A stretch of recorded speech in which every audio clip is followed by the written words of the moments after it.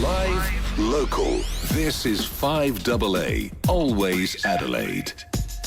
5AA Afternoons with Leith Forrest. 27 minutes to 4 on this Wednesday. Sport show coming up very shortly. Tim Ginniver and Stephen Rowe. Great to have Richard Pascoe in here. Great to have Greg Champion in here.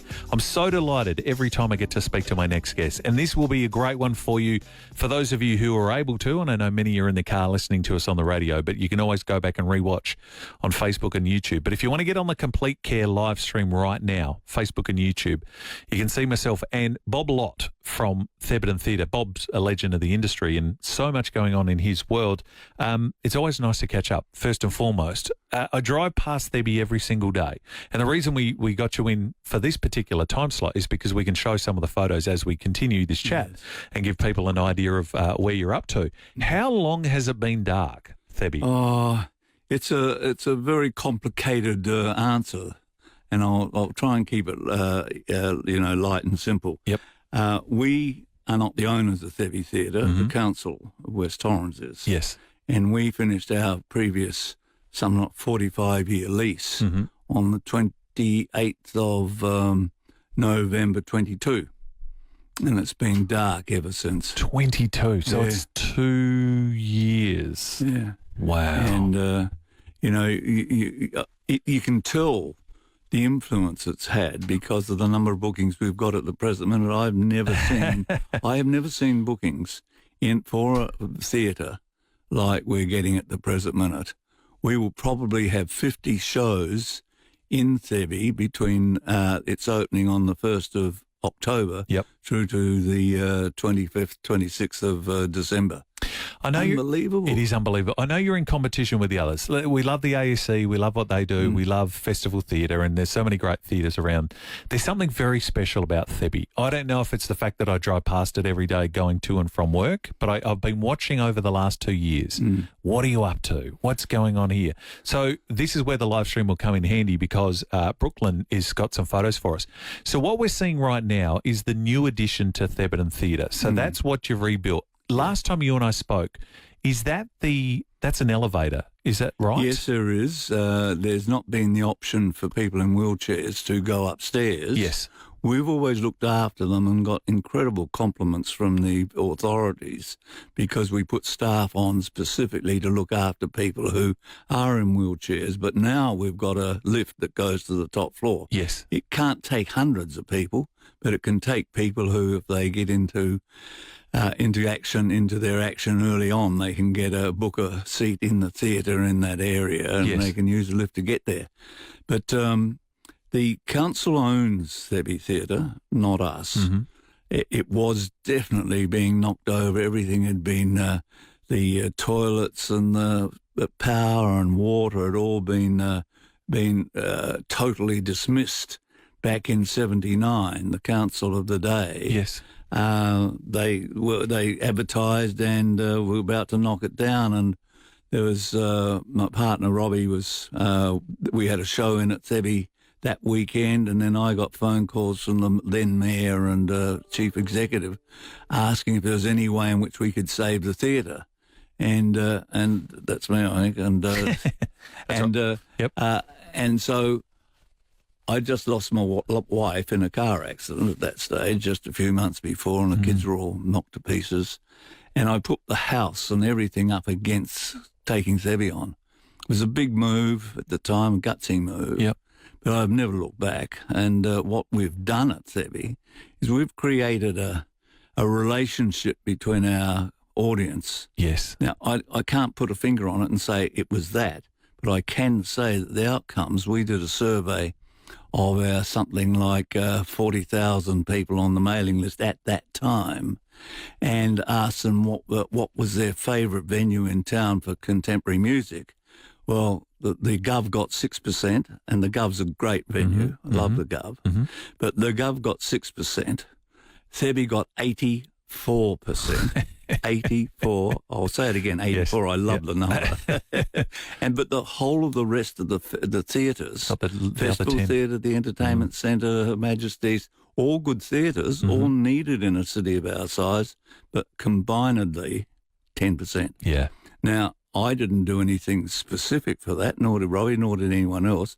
But we always look after our patrons. We had the parents used to drop their little girls off to the front of the Thebby, and we'd have a security guy looking after them. Yep. They'd run across to the BP to go to the loo, and we'd have staff there helping, and then we wouldn't let them out of the theatre until their parents came and got them. Now, I don't know how much that did for us, but I know that it just made people feel as though Thebby was something that they could rely on, and a place that would look after their babies, and they'd pull up in their four-wheel drives and pick up the kids, which would be brought over to the car by a security guy. And we never, ever used to point, torches into the faces of the patrons. Now, that happens in other venues. We wouldn't have it. If any of our staff did that, they wouldn't be there next week, because it's interfering with the relationship that the patron is having with the band on stage at the time. I mean, that's something. I don't even go backstage to meet the artists. I'll meet the managers sometimes. But we don't go back because the artists are performing. They're in their own space. They're there to give of their best, to rake in the shekels. I mean, there's a lot of money in our business. And but we never go in there and interrupt their workspace. So I think we've got I know we have. We've got something that's a bit special and a reputation that no one else has got. 100%. So it's iconic. You're reopening start of October? Yeah, 1st of October. And we'll get to some of the shows that you've got coming up. I might get Brooklyn if we can put some. Here we are. So again on our live stream, and apologies for those, you can go back and watch it. So we're seeing, so that's the new renovation there. It's had a paint job, first and foremost. So it looks excellent. You can see it up on this screen here, Bob. You'll be able to see. So you've got a beautiful open green space now too on that corner. So the South Road Henley Beach corner. Is that the new introduction? Is that where we're going in? Partial. We go in the traditional doors still or no? Yes. The money that has been found for that upgrade was money that I got with Steve Georgianis, the local Adelaide member. And whilst the Libs were in, the then Deputy Prime Minister had come up with a concept that regional councils for infrastructure support from the federal government. And he got infrastructure support for Thebby Theatre. So I'm a fan of Steve's. And we got that money, and then the council with that money have done a number of changes to the venue. And it's I don't think it will materially impact the theatre itself. They haven't done a lot to the internal part, which is where the look and feel of Thebby is. They've put that part of the building on the side, which gives an opportunity for people to come in fairly quickly because they're big wide doors. It also has where the lift is, and there's a lot of new toilets and a lot of new facilities for our patrons in there. And the bars are bigger. And we've got a long-term lease on the old churches next door. We've got a 20-year lease on that place. And there's two venues in there. There's a beautiful 300-plus venue, which we're calling the Danby, and there's another smaller one which will develop. We're calling it the Henley. So, and there's a common fence. So people who are at Thebby can come across to functions, either pre-show functions or after-show parties or whatever in our area there. We will still, as we have always, we'll look after the best interests of our neighbours. We put security people down in Danby Street and those streets just to make sure that our patrons, who are generally very good, behave themselves. Don't yell out and make too much noise. And I don't think we've ever had a complaint from the neighbours in that area down there. Because it's one of the great Adelaide institutions to see people snaking around the corner. You know, they'll go down the road past where the funeral home is on the side there, sort of that little church was by the side there. And that's a church as ours. That's yours now. Or the other way, which would go sort of north on South Road, I guess. That sort of veer around there as well. So it's had a paint job. I saw that the signage is all up there. I did notice on the side of the wall, and you and I have spoken about this before, the much beloved bulletin board, notice boards. Man. Am I allowed to ask? You can, and Is it going to be returning or not? The photo's coming up in a second here, because one of the great Adelaide things, I think, is when you would have so many shows on there, you'd run out of letters, and all of a sudden you'd have all black letters, but one would be red. That right there, that photo right there is the side where that. Where the signage always used to be to say, these are the shows coming up. Is it returning or no? Yes, it is. Oh, good. But it's a long story. I know we haven't got all day, but the issue is that people do like that sign, and we actually sent a survey out to, I think it was something like 40,000 people, and said, the sign on the side of Thebe, what does it mean to you? Is it as important? And we got this huge, like something like 75% saying, yes, it's terribly important. But then I asked the question.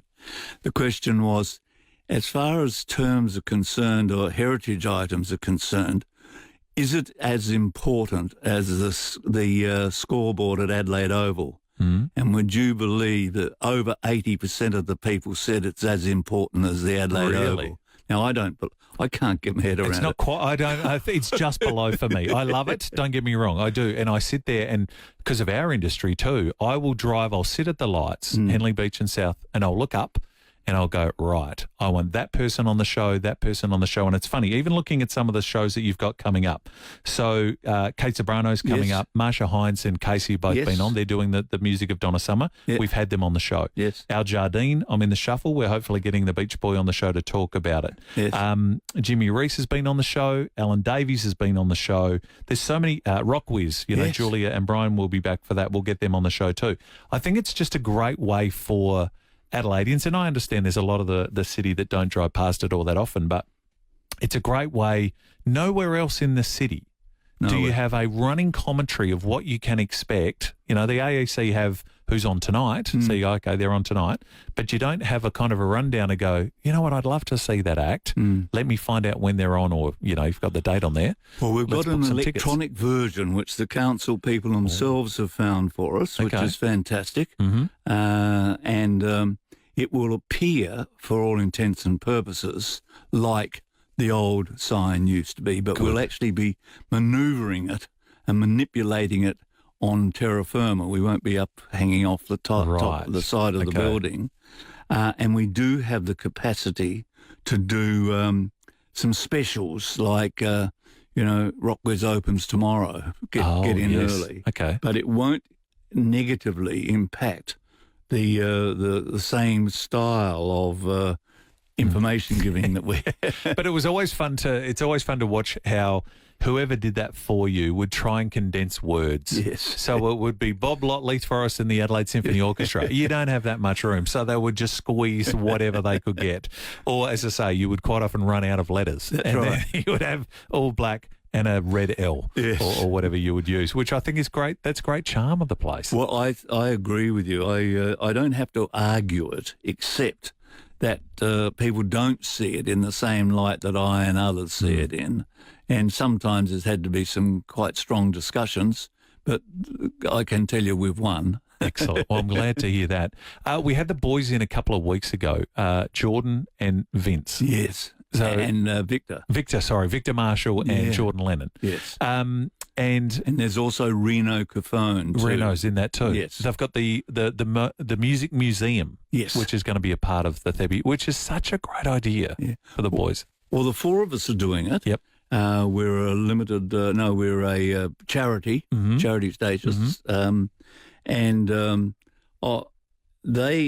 They're young kids as far as I'm concerned. They are. And they know everything, of course, since the days of the early Beatles and the Little River Bands and all those fantastic shows or bands that came out of South Australian Masters Apprentices fraternity, and so on, fraternity, blah, blah, blah.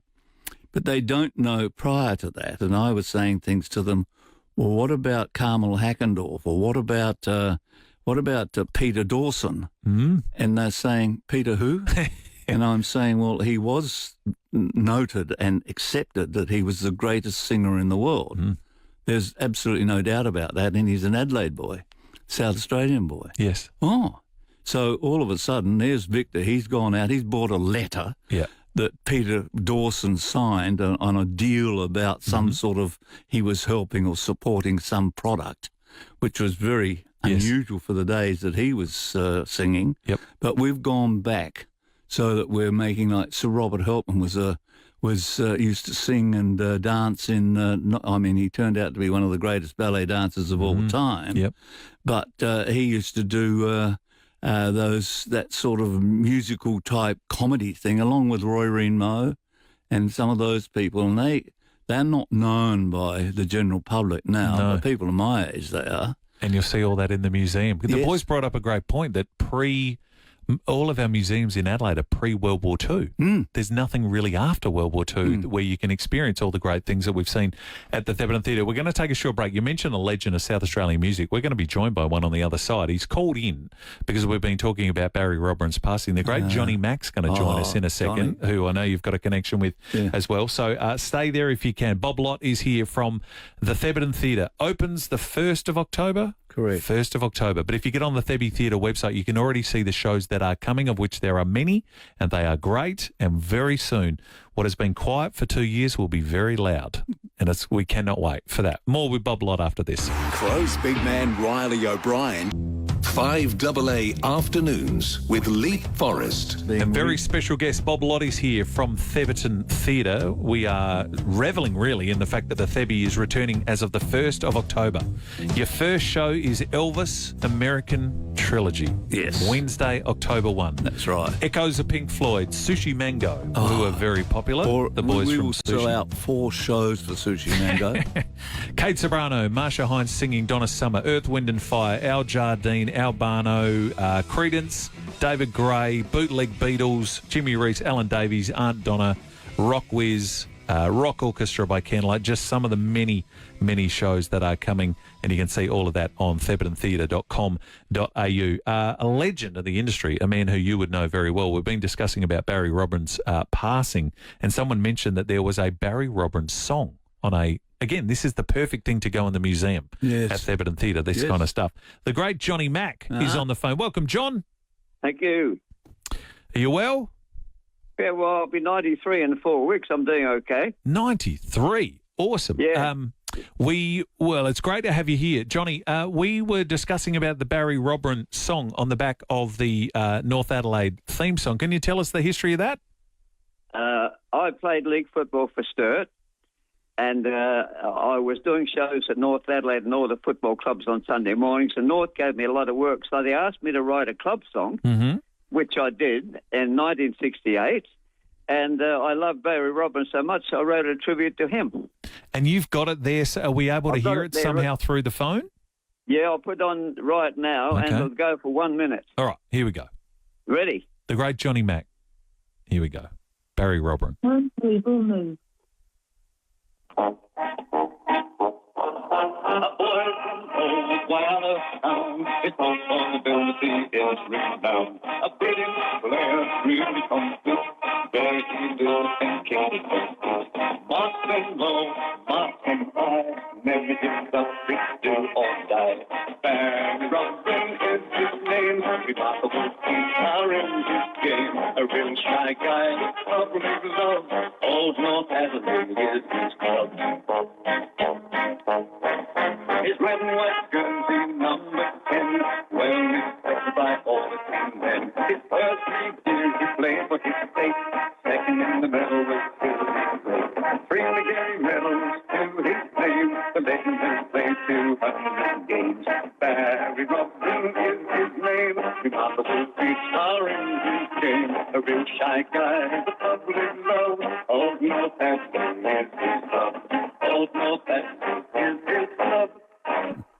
Oh, beautifully done. John, I don't know if it sold as many copies as Pink Champagne, but it should have. No, we didn't put it on the market. We just did a personal one for the club. Yes, well and done. I actually they requested I sing in the church at his wedding, and I sang in the church. My cup runneth over at the on the corner of Regency Road, Main North Road. Yes. And then the reception opposite the Piccadilly Theatre, O'Reilly's Park at RSL there. I went with my wife to the reception, And it was lovely, and the band was dying. So Bob Hammond came up to me and said, Johnny, do you mind singing a couple of songs? I'm a guest. I didn't expect to sing. Yes. An hour later, I've got them all jumping and singing. And when the reception finished, I walked out, and Barry Robin's dad was there outside, and he put $20 in my hand. And I said, he said, that's for saving the show. I said, I don't want your money. And Bob Hammond came up to me and said, you take that money, you deserved it. That is a great story. Johnny, thank you for sharing. I tell you what, John, I'm going to put you back to Blake. You need to come in and see us here in the building. We've got to get you on the show and have a longer chat about you, your career and everything you've done. I appreciate you calling in, Johnny. Thank you for that. We were trying to track down the Barry Robin song today. I mean, unless you've got a record player in that particular album, it was hard to find. So thank you to John and his daughter for calling in. Lovely to see you, first and foremost. Bob, thanks again. Congratulations. It's so exciting. You're months away from the Thebarton Rio, and Adelaide feels whole again. Yes. So I can't wait to see the kids sitting on the steps out the front, driving, going, what are those kids up to? What are they waiting for 12 hours for? But they'll be there using that servo across the road. Well, it's I won't go on other than to say that we presently look like having something between 50 and 60 shows in the first 3 months. Yes. Which is pretty amazing. Amazing. And then when we start looking at the next year, there's a big musical commemorating one of Australia's greatest bands coming in, and I reckon that we'll sell another 100 tickets next year as well. So it's probably outdoing all the theatres combined in Adelaide at the present. We haven't been there for 2 years. We're going to be there in force, coming up soon. Always great to see you. You're a legend. Thanks so much. Take care. Bob Lott from Thebarton Theatre. Sports Show on the way with Tim and Rowie, paying more tribute to the great Barry Robin. Coming up next, Adelaide's only local sports show. It's the very latest in sport.